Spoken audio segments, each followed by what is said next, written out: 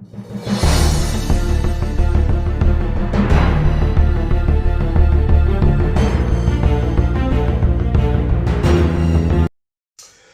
afternoon, happy Saturday, keepers of the cash. Gary B, the Casual Comic Guy here, and I am here with something just a little bit different for Savage Saturday Comic Review, episode 83, which will begin right now.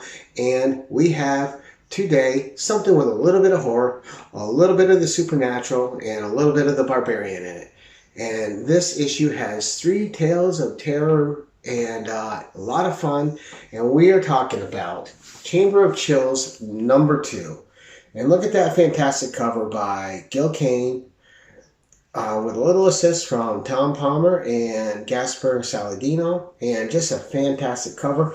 I love the little letterbox up here with the castle and the bat in the foreground. And how could you not want to read this issue when you see the man sitting at his desk reading a note and you see this creature coming in behind him? Got to read it, right? But I love the trade dress is great. And just a fantastic cover, sucks you right in. Now, the reason this is a big book for me, and it's not an expensive book, guys. You can get this book for $8 to $12 in great shape. And it's The Monster from the Mountain, the first story. It's an adaptation of a Robert E. Howard horror story. And it's adapted by Gardner Fox, and he does an exceptional job. This is probably not a lengthy short story, but it's got a little bit of meat to it, and he adapts it in about 7 or 8 pages really adeptly, really well, and we're going to get right into it. Again, Chamber of Chills, #2. So, we're going to get right in. Now, Robert E. Howard, of course, known for writing Conan the Barbarian, King Kull, Solomon Kane, wrote so much more. Steve Costigan was another character, Bran McMorn. Tons of horror stories. I have a whole collection of just horror stories from Robert E. Howard. He wrote characters from all different time periods. He had boxing tales. He had tales that took place in the Orient. He had a whole slew of talents and things that he wrote about. And these stories are great. They're definitely a cross-section of the time that they were written. Sometimes that's good, and sometimes there's parts that can be a bit cringy and are a little bad, but for the most part, they are fantastical tales told and give you a slice of the life that was happening back then and how storytelling was approached and the kind of things that were on the people's minds of the time. And I find that the time period these came from, the 30s, 40s, stuff like that, really had a sense of adventure and the unknown about them, which is what attracts me to them, which is what makes it fun. And part of that sense of the unknown, too, is the sense of dread, of horror, of not knowing what's out there that could get you. And it certainly created a bunch of great horror tales from that time. But without further ado, let's get into it. You're not here to hear me ramble on. And again, great cover. Gil Kane, Tom Palmer, and Gaspar Saladino on the cover. And the first story, The Monster on the Mound, featuring the characters of Steve Brill and Juan Lopez. And a great opening panel, Frank Bruner on the art, doing an exceptional job. Now, this story starts out with Juan Lopez running home. It's the end of his workday, and he's just trying to get home as the sun is setting.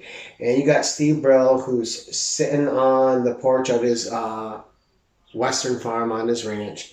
And he's like, hey, Juan Lopez, you never walk near that old Indian burial ground. You always go out of your way to avoid it. How come? And Juan Lopez, not halting for a moment, says, the mound is haunted, Senor Brill. He goes, best not to disturb what is hidden in the earth. And with just this one-page spread, we have a great setup for a horror story, right? And so again, Gardner F. Fox was the writer, Frank Bruner's the artist, and adapted from the story The Horror from the Mound by Robert E. Howard. So in the second page, Juan Lopez finally stopped for a second because Steve Brill's still talking to him.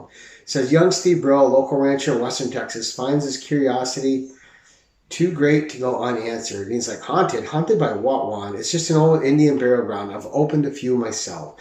Nothing in them but some beads and bones and a few Indian arrowheads. And this is where Juan Lopez gives him a little bit of a history lesson. He says, there have been more than Indians in this country, Senor. I've heard tales. He goes, Coronado passed this way, and Hernando de Estrada, one of my ancestors, marched with de Estrada. The story of that expedition has come down to me, and do not think of gold. De Estrada had no gold, nor Coronado either.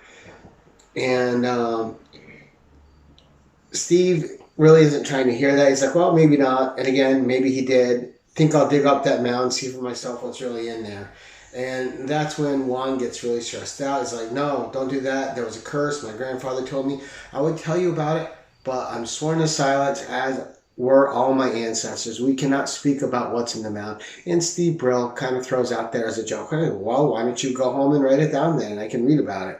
But it strikes a chord with Juan Lopez, and now he's feeling inspired because he's held this in his whole life out of fear. He goes, I was never instructed, nor did I take an oath that I would not write it down. He goes, I shall do that, Senor Brill. And he takes off to write down what this story is in the mound. And off Brill goes, but that leaves Steve by himself wondering, why does Juan Lopez not want me to open it? And this is where Steve Brill's own curiosity and gold get the better of him, right? Greed, not gold, greed. He's thinking of gold, and he's thinking that Juan Lopez may not want him to open that mound because there is gold in it, and he wants to keep it for himself until a later date where he can get into it. So Steve Brill gets a pickaxe and a lantern as the night is starting to set in, and he goes to the mound and starts digging. A few feet in, he finds a gold spur, a silver spur, and it's a Spanish spur. And he goes, that proves there's Spanish gold hidden there. And he goes, but there's bits of charcoal too, which means this is an Indian burial ground. Indians kept charcoal fires burning for days around the body of a dead chief. And then he goes, well, there goes my dreams of Spanish gold. Still, there might be something in there for me. And he keeps digging, and a few minutes later, he strikes something. It's a big stone tablet. And he's like, oh, it's the kind of Indians use to put around the body of a dead chief. It's too big to move with my hands. I'll have to go get a crowbar. And off he goes.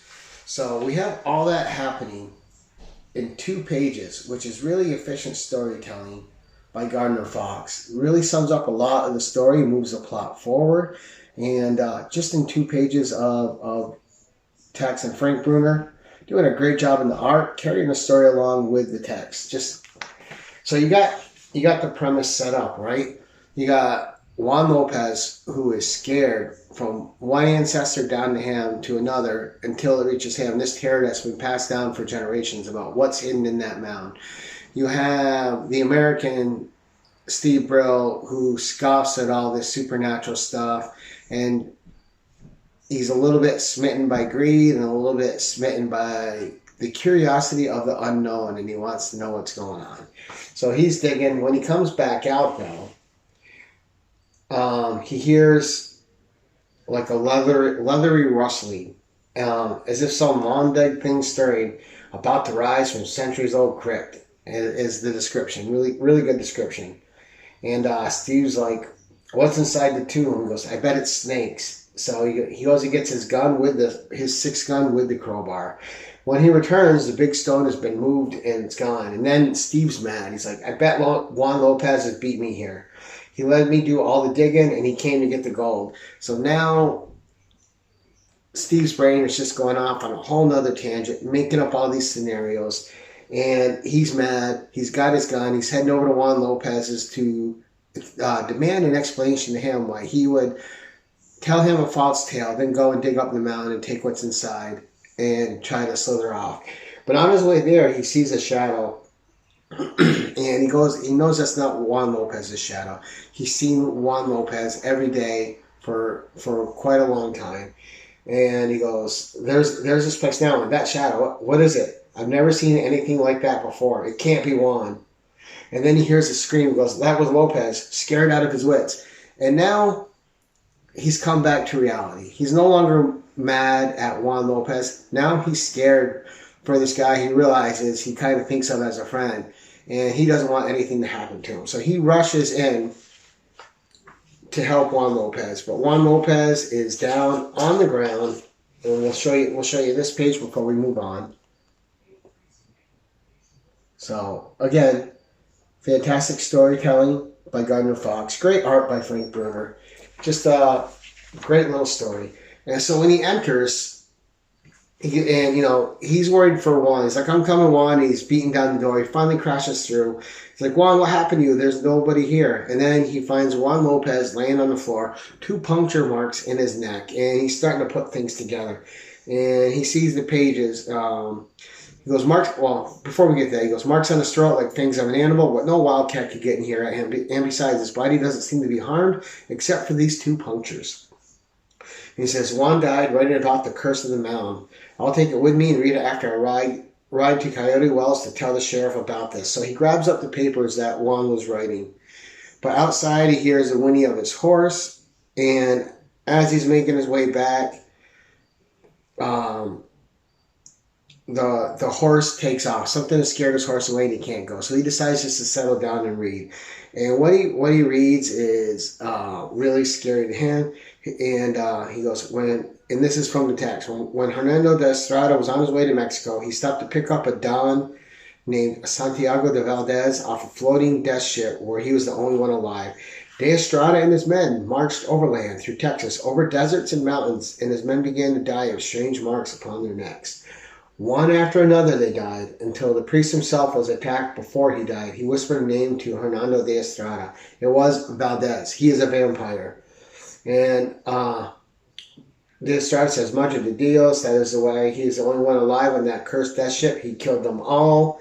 And they take Valdez when he is weakest, when he is sleeping. He's gorged on a bunch of blood. He's got a deep vampire sleep about him. It's a day, and they bury him in this tomb and seal him away for all time so he can't harm anyone else. And then Steve says, so that's why I found a Spanish spur in the mountain. One of those caballeros lost it, but I let loose that dead alive thing. He goes, but there's no such thing as vampires. And bam, Valdez, the vampire, comes bursting through his door. And Steve unloads with him, putting his shots of his gun right into Valdez's chest. And Valdez is like, I must feed. And so we're going to take a look before we turn. A lot of action. The story's moving right along. We now know where the old curse comes from, what the story is. There's a vampire that was buried there so he wouldn't ever be disturbed and feed on people again after killing a couple cruise ships. Couple ships of their crew. Woohoo! Yeah, words. And a lot of fun. So it's not looking good for Steve. The vampire's on him. And then he says, you'll never sink those fangs in me. He's like, foolish mortal, you can't match your puny muscles against those of a vampire. Here's where it strays a little from the original story, is the vampire never spoke, but, it doesn't take away from the story here. It adds a little bit to the adaptation, and it helps show the steel in Steve Brill, because he says, we'll see about that. And Steve is fighting for his life. He's punching the vampire, kicking the vampire, doing whatever he can.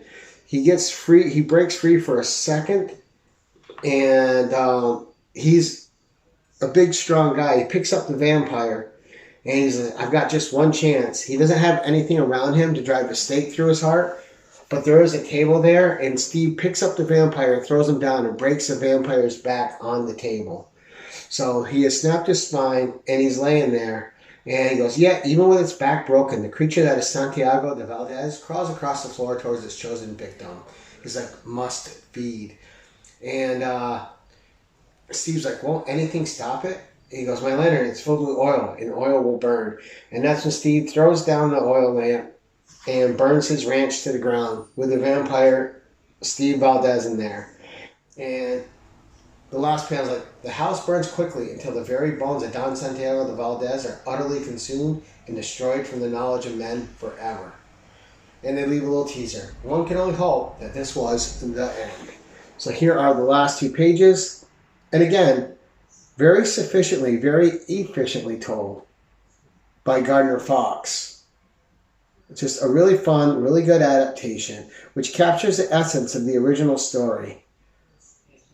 And really tightens it up. Nice little tale. Good little horror tale. A lot of fun. And talking about perceived superstitions over what ends up being a reality for Steve Brill, and a lot of little character moments in this, even for a few pages, where especially with the character of Steve Brill, who goes from being greedy and suspicious to curious to wanting vengeance on someone to truly being fearful for someone's life other than his own, wanting to protect them, and then to come into realization with a horror that truly exists and having to extinguish this horror before it can hurt anyone else, because he is ultimately responsible for setting it free through his greed. So really a lot that goes on in that short little adaptation, which makes it really exceptionally well done. So great job on the art, Frank Bruner. Great job on the efficient, adept storytelling, Gardner Fox. Now our next story is another vampire tale, and this is a Steve Gerber script, Craig Russell on the pencils, and Dan Adkins in the plotting and inking. And this says 2180 AD. The starship Wolf streaks Proxima Centauri, nearest to Earth. And it starts, and the tale is called Thirst. And as it starts out, we have these people on a spaceship, and it starts out with a body and a vampire over the body. So here we go, guys. It's not good. We go from old-timey vampire to space vampires, and at first, like, oh man, how's this gonna work? But it's fun. So he's stalking the crew of this vampire, and he goes on the 200 of the 232 on board the galactic vessel. 32 are crew, busy at the tasks that keep the mile-long ship functioning smoothly. 199 are asleep in deep freeze and will remain so until touchdown. The sole remaining passenger, an eerie stowaway, has just awakened with a terrible thirst. And he was shot with a photon blaster. It didn't have any effect on him because he's a vampire. He goes, only something ancient, a substance long forgotten by my fellow spacemen, could smite me. He goes, now, however, my thirst is sated. I must seek a place of concealment until again comes the time to drink. And then the other crew come across the body of their colleague. And he's like, John, look, who is that creep? I don't know, but he sure did a job on Charlie. Charlie's dead, and they notice the marks on his neck. His photon gun's been completely discharged. And they're trying to figure out who could survive a photon gun shot, right? And one of the guys says, this is out of my league. Let's get him to sick bay and call the captain. So once the captain and the doctor's there, is like, I can't believe it. This man has no blood. It's as if he were drained on a Plasmex machine. In my men report, no such machine on board, doctor. And then the doctor's like, then captain, how? He goes, I have no answer, doctor. Only a vague and haunting memory. And the whole time, the vampire's kind of watching him. He goes, the hours pass as days. I thirst once more. We'll give you just a great shot of the Craig Russell pages here, which look spectacular. Just incredible art. So you got the mystery setting up. You have a vampire stowaway in a future time, draining the crew,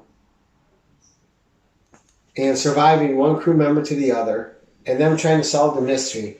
Now, vampires aren't something that they've thought of in a while, and that's why that tale is kind of aching in the back of the captain, right? He's trying to remember something that he hasn't read since he was a child. And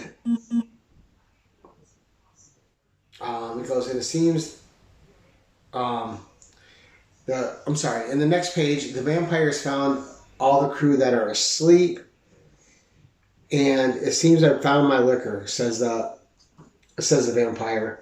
And you got one guy in there inspecting and goes, that's funny, I could have sworn all the sleeping tubes were occupied because I expected them just yesterday. And then the vampire's on this guy that's tasked to inspect the tubes with all the sleeping people, which the vampire's been taking out and killing. And this guy is now a victim. And again, they come out, the captain and them find this guy who's named Emerson, and he's dead. And now they're having a meeting, and it's like, this thing is killing my crew, doctor. Why waste time with books when the microfilm retrieval system? These books were never microfilmed, says the doctor. Captain, our technocrats never deemed them important enough. And also the guy walks in, and I'm sorry, all of a sudden the vampire walks in, and attacks.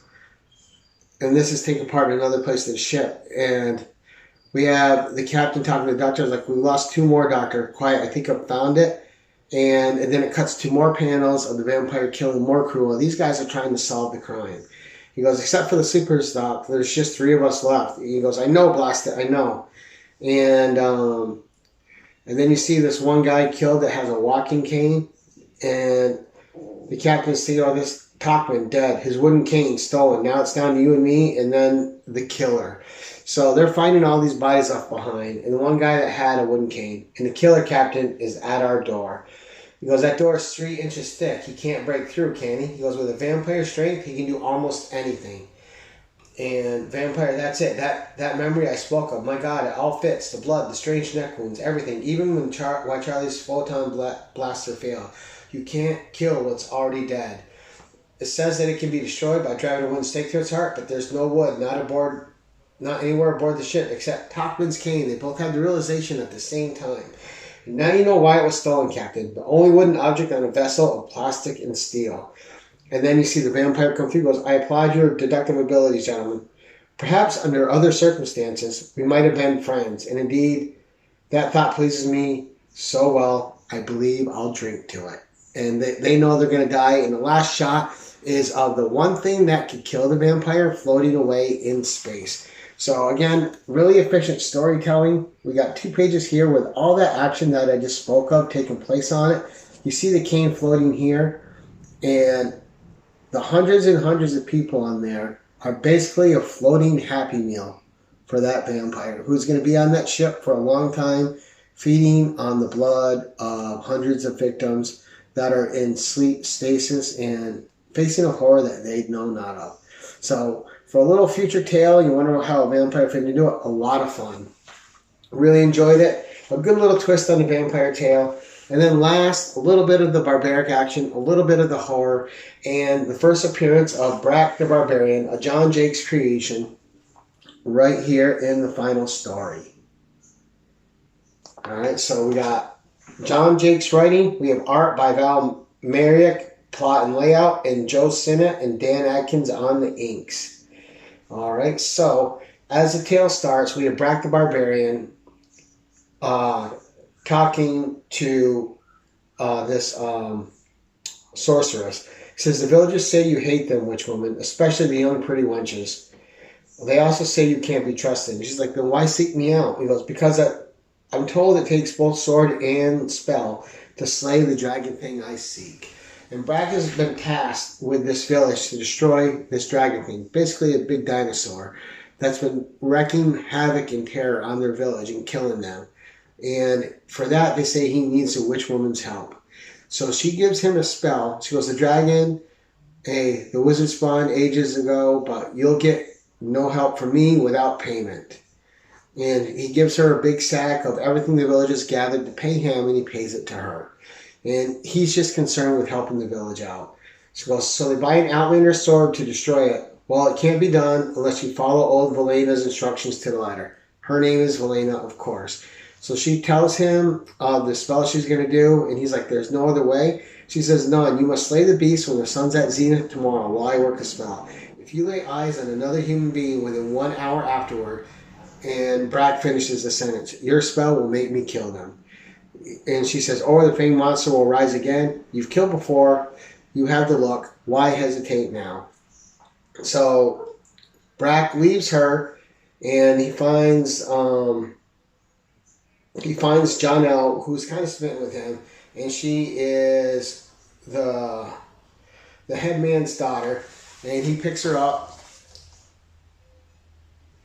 And, ooh, did I show you guys the first page? So that was the first page with him consorting with the witch woman. And then we go to the second page where he's made the deal with the witch woman. She's given him the spell and what needs to be done for it. She's going to be casting the spell while he fights. He meets Jonelle out there who's smitten with him, and he takes her home to safety. And he's telling her what's got to be done. She's like, is that all you'll say, Brak? He's like, yes, tomorrow just before noon, I'll go alone. He goes, you must tell the people that no one must follow me. No one. else Elena's helping spell will fail to work. And she watches him right away. She's like, Father will make sure the villagers don't venture out. The gods protect you. And she's looking at him longingly as he rides away. So he gets out to where he needs to be, and he goes to sleep. He wakes up in the morning with the sun bright, and he thinks he slept too long, and he takes off. He's got to do this deed quickly. And we'll show you that other page too before we go on. Together here is the second one. And again, really good art. Val Semix doing a great job.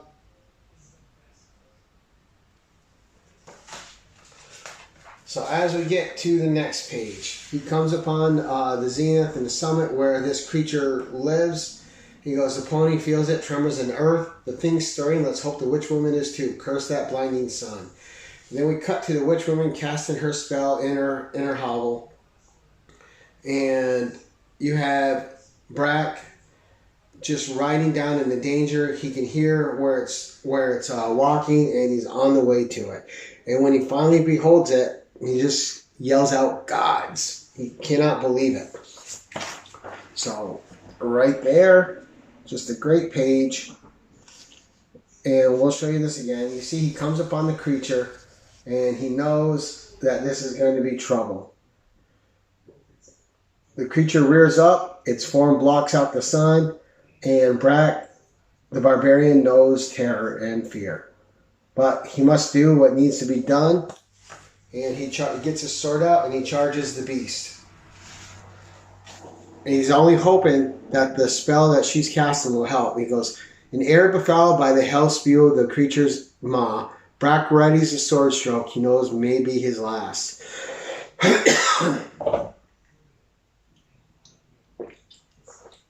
Thunder or hoofs, roar or beast, and all the strength of his arm in one thrust. The broadsword drives deep. The world tilts, the pony screams and tumbles, and when Brack loses consciousness, and when he comes up, the creature is laying dead on top of him. And he's got to get himself out from there. Now, Brack's got a plan. He goes, pain-racked, Brack slowly frees himself and rises to his unsteady feet. A shadow falls on the baked earth unseen behind him. And it's Jelena. And she's like, how can it be that his voice is so strong if what Velena said? And Brack says, only an hour ago now, then it'll be over. If I stare at you, dragon, there's no chance of my seeing anyone else and so be forced to kill that one. Because Brack, he's killed before, but he doesn't like to kill unnecessary, and he certainly doesn't want to kill anyone from the village he's sworn himself to protect from this creature. So he doesn't know she's there. And then suddenly, Brack, she calls out from behind the rock, Velena the witch woman came to my father's house. She said you were wounded, needed help. And then Brack feels the treachery of the witch woman. She's jealous of all the younger women that have beauty that she has lost. And he knows that if he sees Jelena, he'll be forced to kill her and he won't be able to stop. He's begging her not to come any further. He goes, even as Brack turns instinctively, his voice gives sound to the scream in his mind. Go back, don't look at me. And then too late, Brack knows the terror of treachery. His hand gropes outward then, and then we cut to the next panel. And we have Brack arriving at the witch woman's hut. He has a sash around his eyes, and in silence. Silence broken only by the bubbling of Velena's cauldron and by a footfall. She's like, Barbarian, is it done? He goes, less than an hour ago. But you're hurt, else why the binding on your eyes? I've seen it before somewhere. He goes, hell woman, around the waist of a girl whose beauty you hated. I hope your sash, I wore her sash so I'd see no one until now. And then the terror of what's about to happen hits the witch woman. She's like, away from me. He goes, wasn't magical power enough for you? Did you have to destroy beauty in others? She goes, power, I'll show you power. Yog Hagath, attend and kill him. Hear me? And then dimming light, a whirling of eldritch smoke, but only for a moment. And then we have Brack coming out of the abode of the witch woman with Jelena waiting out there, waiting for him. She's like, Brack, I heard her cry out. He goes, she did have great power after all. I saw it, I felt it when she attacked me in the end. But thanks be, my sword was swifter than her incantations. He goes, I'd sooner not have earned my pay from your village the way I did. And Jelena says, but Velena was treacherous, and if the sun hadn't blinded you when you turned toward me after slaying the dragon, her spell would have forced you to kill me. Thank the gods you groped for my sash and tied it around your brow instead. You'll still, I wonder, was there truly a spell to help me slay the dragon, or did I do it alone? I guess I'll never know. And so these are the last 2 pages. And again, 3 stories in here, all told very efficiently in very limited space to fit 3 stories in here, and all told really well. The pacing on all 3 stories is great. The characters are interesting and enthralling, and you definitely connect with them, and just super fun tales.